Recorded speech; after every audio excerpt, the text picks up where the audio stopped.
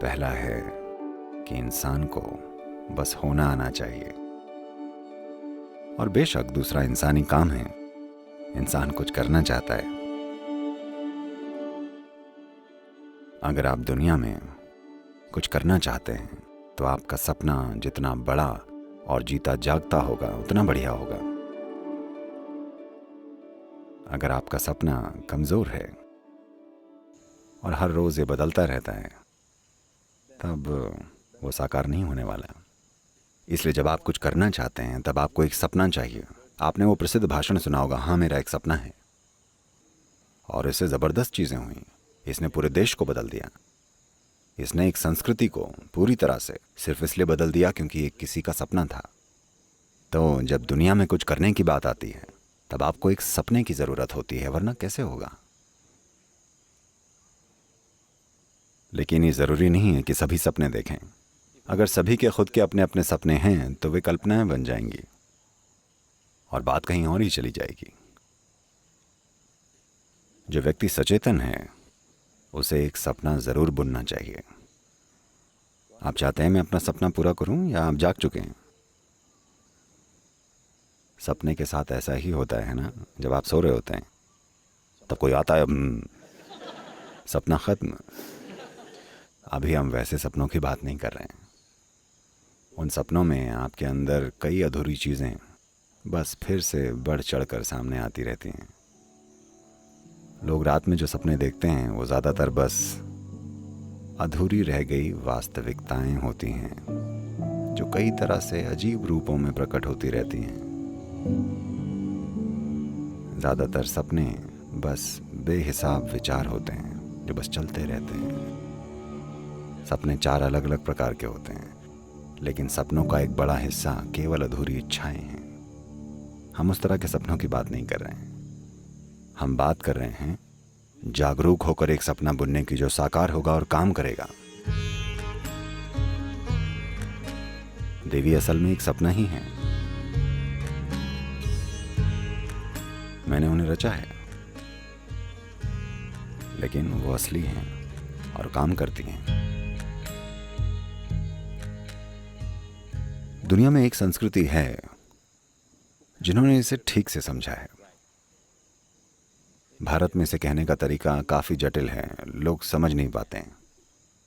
लेकिन ऑस्ट्रेलिया के मुख्य निवासियों ने इसे सरलता से कहा है। ऑस्ट्रेलिया के वो दुनिया और दुनिया के बनाए जाने को सपने का समय कहते हैं। दुनिया भगवान का सपना है। दुनिया सच नहीं है। अभी भी भगवान बैठकर सपना देख रहे हैं। ये सब अभी जो आप यहाँ बैठे हैं, ये उनका सपना है, ये सच नहीं है। ये सृष्टि का एक सटीक वर्णन है, बहुत ही सरल पर सटीक। हम यहाँ इसी को माया कहते हैं। मॉडर्न फिजिक्स आपको यही बताना चाहती है कि सारा ब्रह्मांड सापेक्ष है। यह आपके सपने के सापेक्ष में है। आपका मतलब आपका व्यक्तित्व नहीं, बल्कि एक जीव के रूप में यह सच है। तो अगर कोई जीव एक रूप बनाता है, सपना अपने आप में एक रूप ही है। अगर वो एक रूप बनाता है तो वो साकार होगा। बेशक इसे थोड़ी सी मदद की ज़रूरत पड़ेगी, लेकिन अगर एक बार इसे मदद मिल जाए तो यह हमेशा साकार होगा। तंत्र का पूरा आयाम बस यही है। पश्चिम में तंत्र शब्द का मतलब है, कुछ मूर्खों ने ऐसी किताबें लिखी हैं जिसमें तंत्र को बेलगाम कामुकता बताया गया है। Okay? No, Tantra means technology. The technology of creating. Tantra needs a very vivid imagination. नहीं, तंत्र यानी तकनीक, कुछ रचने की तकनीक। तंत्र के लिए एक बहुत ही जीती जागती कल्पना चाहिए। ये ऐसा है, आप इसे आजमा सकते हैं। आप इस पर कुछ समय लगा सकते हैं। आप कुछ तोड़िएगा मत। आप बस एक पेड़ या एक घास के तिनके के पास जाकर बैठ जाइए। बस इस घास के तिनके को स्पष्ट रूप से याद करके इसे 100% अपने दिमाग में बनाइए। इसमें बहुत मेहनत लगती है, मेरा विश्वास कीजिए। मेरा पूरा बचपन मैं बस बैठकर छोटी छोटी चीज़ों की यादें अपने मन में बनाया करता था। और बस एक चीज़ के साथ अगर आप ऐसा कर लें, मैं बता रहा हूँ, अगर आप इस छोटी उंगली की यादें अपने मन में गढ़ लें तो आपका मन चमत्कारी हो जाता है। जब मैं यादें कहता हूँ तो इस छोटी उंगली में कितनी सारी विशेषताएं हैं। अगर आप इसके एक एक माइक्रो मिलीमीटर पर जाकर उसके छोटे से छोटे हिस्से पर ध्यान देकर इसकी याद अपने मन में बसा लें तो आपका मन एक विस्फोटक संभावना बन जाएगा। अभी अगर आप चाहें तो आप एक घास से एक छोटी उंगली पैदा कर सकते हैं। यही तंत्र है। ऐसी स्थितियां हुई हैं जहां तांत्रिकों ने एक बीज बोया, एक आम का बीज बोया और वहीं के वहीं उसे बड़ा कर दिया और कुछ ही घंटों में वो फल भी देने लगा, क्योंकि ये एक सपना है। पेड़ वैसे भी एक सपना है, आपका शरीर वैसे भी एक सपना है, पूरा ब्रह्मांड वैसे भी एक सपना है। एक स्तर पर ये एक सपना है, ये एक रिलेटिव चीज है। तो हमने इसी को माया कहा है। माया का मतलब ये नहीं है कि इसका अस्तित्व नहीं है। सपने का मतलब ये नहीं है कि इसका अस्तित्व नहीं है। ये वैसा नहीं है जैसा आप सोचते हैं कि ये है। जैसे आप अपनी 5 इंद्रियों से अनुभव करते हैं, ये बस वैसा नहीं है। इसकी प्रकृति अलग है। तो जब मैं अलग अलग चीज़ों की बात करता हूँ, शायद मैं उन्हें अलग अलग चीज़ें कहूँ, पर वो अलग अलग हैं नहीं। Because you're looking at it with a discriminatory intellect, they're looking different for you. क्योंकि आप इसको भेद करने वाली बुद्धि से देख रहे हैं, इसलिए वो आपको अलग लग रही हैं। अभी आप यहाँ ज़मीन पर बैठे हैं और ऐसा सोच सकते हैं कि मैं यहाँ बैठा हूँ, पर धरती को ऐसा लगता है कि आप बस उसका एक हिस्सा हैं। और एक दिन कौन सही साबित होगा?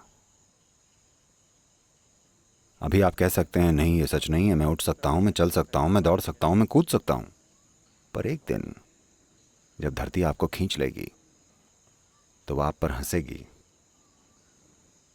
तो सबसे अच्छा होगा कि आज रात आप बैठकर इन तीनों चीज़ों पर गौर करें।